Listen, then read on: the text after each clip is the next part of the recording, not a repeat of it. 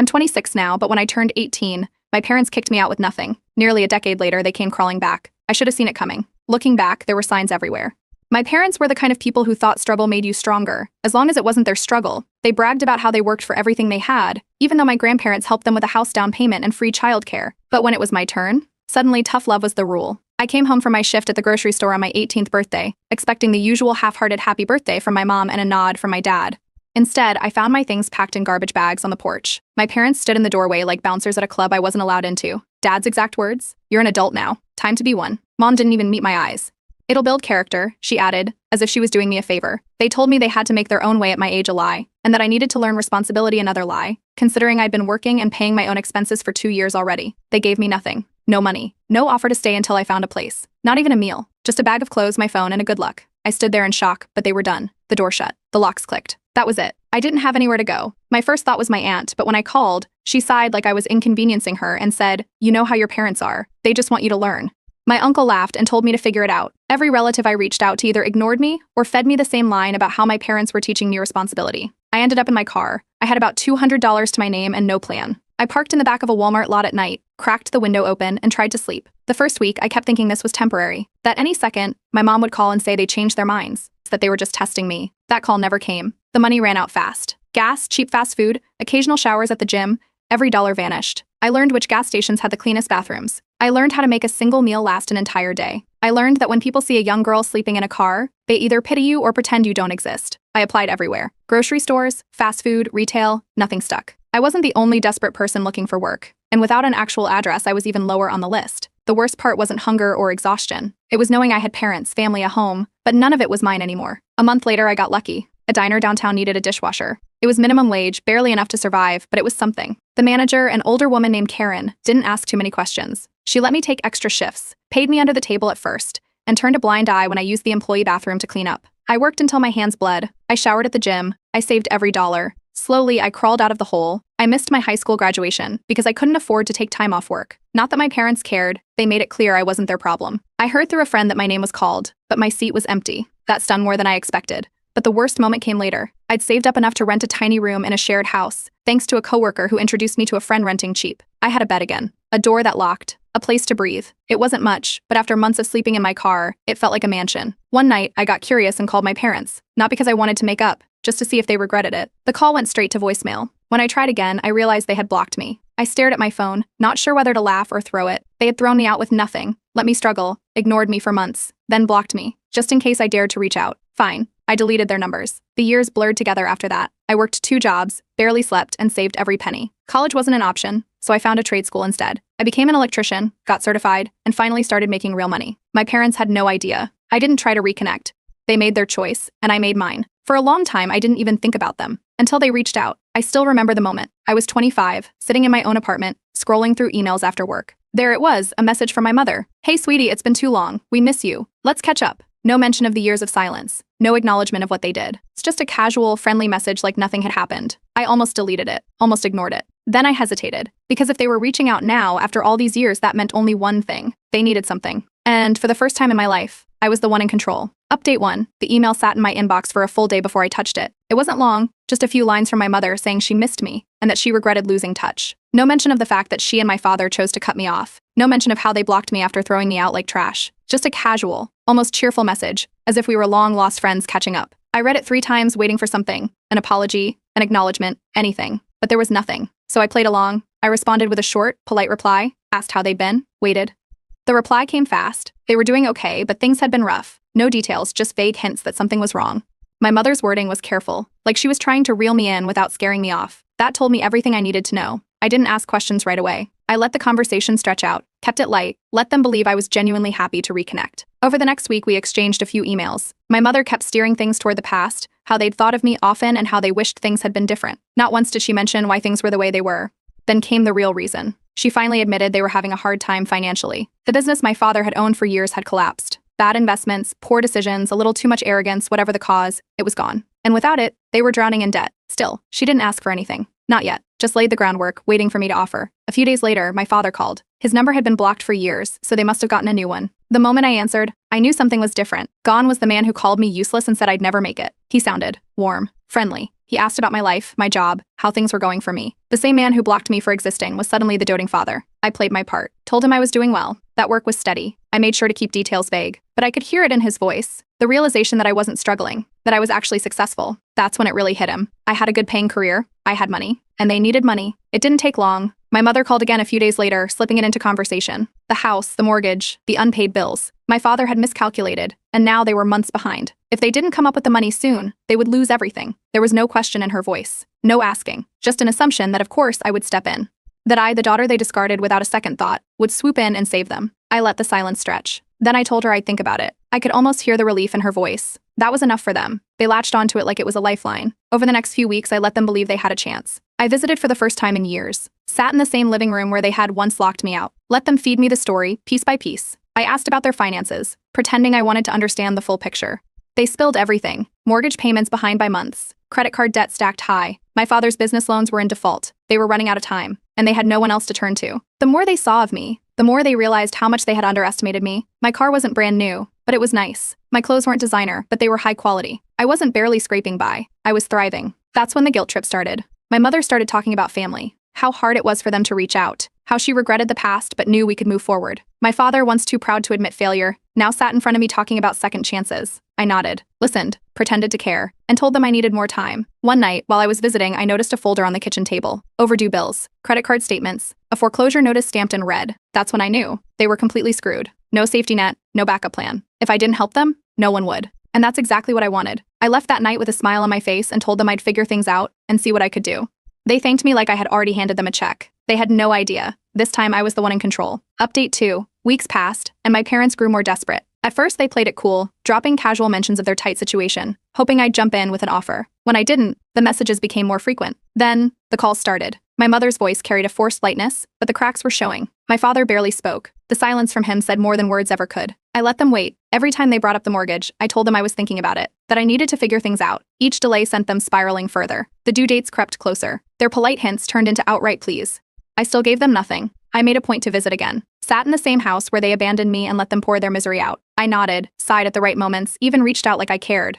Let them believe I was considering stepping in to save them. You've already been through so much, my mother whispered, her eyes glassy. I know we weren't perfect, but we're still family. I just nodded, looking around the house. The furniture was the same, the decor unchanged. Everything still screamed of the life they were so sure I would never have. I just need to know the full picture before I do anything. I told them. I need to know exactly what you owe. They didn't hesitate. I let them believe I was seriously considering bailing them out. I told them I needed to see everything. Credit cards, mortgage statements, loans, so I could calculate what they needed. They handed it all over. Everything. I sat at their kitchen table, flipping through papers, taking mental notes. The mortgage was months behind. The auction date was already set. If they didn't pay soon, the bank would take the house. The credit cards were maxed. My father's name was attached to a failed business loan that had completely tanked. There was no saving them. They had burned every bridge, spent every last favor, and they had no idea I wasn't going to help them. My father, once too proud to even look at me, sat across the table with his hands folded. His leg bounced under the table, a nervous tick I'd never seen before. For years, this was the man who told me to figure it out, who threw me out without a second thought. Now, he was practically begging. The shift was almost pathetic. We never wanted this, he muttered. We thought we were doing what was best for you. I leaned back. Did you ever regret it? The silence stretched too long. That's not the point now, my mother cut in. We just need to move forward. That was all the confirmation I needed. I finally gave them what they were waiting for. I told them I would help, but only under strict conditions. I played it carefully, making it seem like I was doing this for their own good. I can't just hand over the money, I said. It needs to be structured, secure. I talked about financial responsibility, learning from mistakes, and how this was the only way to keep their house. They nodded along, clung to every word. Desperate people don't ask questions. They just say yes. So when I pulled out a contract, they barely skimmed it before signing. I had already spoken to a lawyer. The contract transferred the house deed to me, officially. Completely. It was written in a way that made it seem temporary, like I was just holding it as loan security. But in reality, once they signed, they no longer owned their own home. They signed without hesitation. My mother even thanked me. My father shook my hand. They thanked me. They truly believed they had won. The moment I had the signed papers, I started moving. I contacted real estate agents, started quietly preparing to flip the house. It was still valuable, even with their financial mess attached to it. All I had to do was wait for their deadline. And then it came. They called, expecting the money. I told them there was a problem, that I couldn't come through with the payments after all. I told them I was so sorry. The bank was moving forward with the foreclosure. But of course it wasn't their house anymore. It was mine. The knock on their door came the next morning.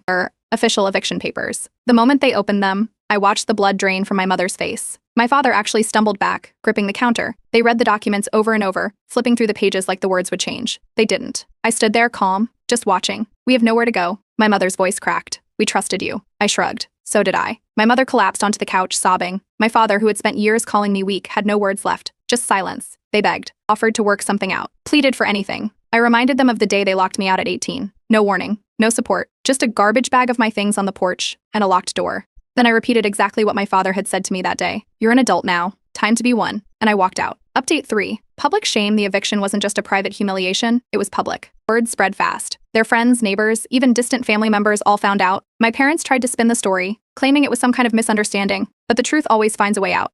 They turned to relatives, hoping someone would step in, but the response was underwhelming. Everyone they contacted already knew how they had treated me. The same family members who once told them that kicking me out was teaching me responsibility now had nothing to offer them. Some ignored their calls entirely. Others just told them, you made your bed. They had spent years burning bridges, and now when they needed one the most, they found themselves stranded. With no help coming, they had to downsize fast. Their once proud home was gone, and now they were crammed into a tiny, run-down apartment. The kind of place where the walls were thin, the neighbors were loud, and the smell of cheap cleaning products never quite masked the scent of old cigarette smoke. It was a far cry from the house they used to own. The house that was now mine. They weren't adjusting well. The complaints started almost immediately. The place was too small, the landlord was unfair, the city was too expensive. But complaining didn't change the fact that they were barely scraping by. My father, once the man who prided himself on being the provider, was now jobless, and my mother's salary alone wasn't enough to keep up. Desperation crept in. They started reaching out to anyone who would listen. Friends, coworkers, distant relatives, anyone they hadn't already alienated. No one stepped up. They tried asking for loans, promising to pay them back as soon as they got back on their feet. But no one believed them anymore. The same people who had once admired them now avoided their calls. The doors they used to walk through so confidently were now closed. They had expected me to be their safety net, but once that option was gone,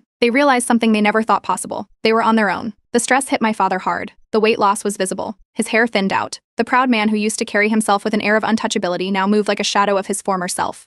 Then came the hospital visits. At first, they were minor, checkups, tests. Then, it got worse. His blood pressure was through the roof. He had trouble breathing. Doctors warned him to take it easy, but taking it easy wasn't an option when there was no money left. The hospital bills piled up fast. Too fast. Without proper insurance, they had to choose what to pay. Rent or medical bills, groceries or medication. Nothing was enough. That's when my mother reached out again. The first message was casual. A simple, hey, can we talk? I ignored it. Then, the calls started. First, once a day. Then multiple times. Then a voicemail. Her voice cracked, desperate. I finally listened. She needed help. Not the kind where she wanted advice or emotional support. She needed money. Just a little? Just enough to get through the month. I knew what was coming. When I finally answered, she launched into the speech she had probably rehearsed 100 times. My father was sick. They were struggling. The apartment was too expensive. They just needed a little help. I told her I could help. Then I Venmo'd her exactly $100. The same amount she had thrown at me the day she kicked me out. She rejects it. The response was instant. Another call. Another voicemail, this time with rage behind it. She accused me of being heartless, of being cruel, of abandoning my own parents. But she didn't say anything about when they abandoned me. I didn't respond. I didn't think about them after that. I had my own life, my own home, my own peace. For the first time in years, I felt free. New home, new life with the money I had made from selling their old house. I upgraded. Bought a place far away. A house that was mine and mine alone. No ghosts of the past. No bad memories. Just a fresh start. Months passed. Then a year. I never heard from them again, not directly at least. But people talk. A childhood friend reached out, not realizing we weren't in contact. She mentioned my parents in passing, talking about how badly things had gone for them. They lost everything, she said. They've been moving from place to place. No one wants to take them in. I just nodded, not offering anything in return. One day, I drove by the house that used to be mine. New owners had moved in. The yard looked better. The paint was fresh. It looked like a home again. I didn't stop. Didn't feel the need to. That chapter of my life was closed. I had no regrets. No guilt. Just peace. They had made their choices, and now they had to live with them, just like I had to. Update 4. A final plea. Months after the eviction, things had been silent. I figured my parents had finally given up, that they had found some way to survive without me. Then, one evening, a message popped up in my inbox. My mother. There was no manipulation this time. No guilt tripping. Just pure desperation. She said they had lost everything, that they had tried, but it was impossible, that she had no one left to turn to. She begged. Not for money. Not for help with bills. She begged for a place to stay. For the first time, she didn't pretend to be strong. For the first time, she admitted they had nowhere else to go. She mentioned my father's health had gotten worse, that he was too weak to work, that hospital bills had piled up faster than they could handle. He had stopped eating properly, stopped taking his medication. The stress had destroyed him, but even in the email it was clear. She wasn't asking for help because she regretted what they had done to me. She was asking because they had no other choice. On top of everything else, my mother had lost her job. Too many missed shifts. Too much stress. Too many things piling up at once. With no income from either of them, they had no way to survive. They were drowning, and every attempt to grab onto something just pulled them down further. They had downgraded again. The tiny apartment they had barely been able to afford was gone. Now they were somewhere worse. A rundown one-bedroom in a bad part of town, the kind of place with roaches in the walls and broken locks on the doors. They had gone from homeowners to homeless in a matter of months.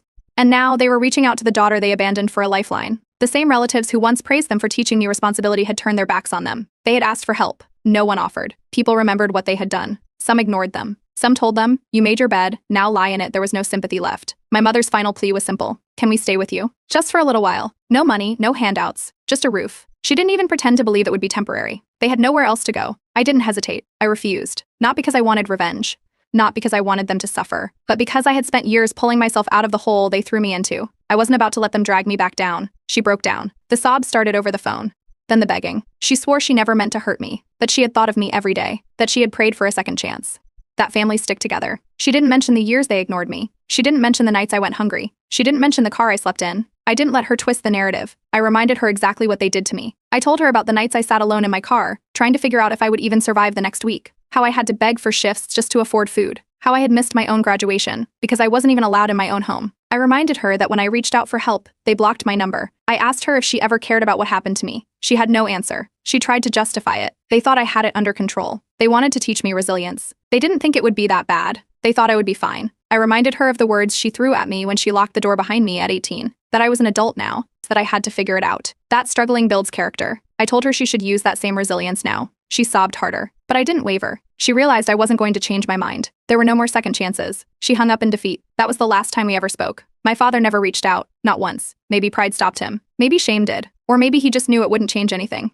That night, I blocked the number, blocked the email, blocked everything. There would be no more messages, no more last chances, no more ghosts from the past. There was no lingering resentment, no anger, no sadness, just peace. They were finally gone, and for the first time in my life, I was truly free. Update 5. Months passed without a word from my mother. I figured she had finally given up, that she had learned to survive the way she expected me to. Then one afternoon, she showed up at my workplace. The front desk receptionist called me, voice hesitant, saying there was a woman outside asking for me. She looked rough, disheveled clothes, messy hair, eyes red like she'd been crying for hours. She had no appointment, no reason to be there, just desperation written all over her face. The security cameras outside the building showed her pacing, checking her phone, wiping her face. She looked like someone who had nothing left. She waited. She wasn't leaving without talking to me. She started causing a disturbance when the receptionist refused to call me down immediately. Her voice rose, attracting attention. A few coworkers had gathered near the windows, whispering. No one knew who she was, but they could tell it wasn't good. It didn't take long before someone came to get me. One of my colleagues walked into my office, looking uneasy. "There's a woman outside," they said. "She's asking for you." It's not subtle. I already knew who it was. I could have ignored her. Let security handle it.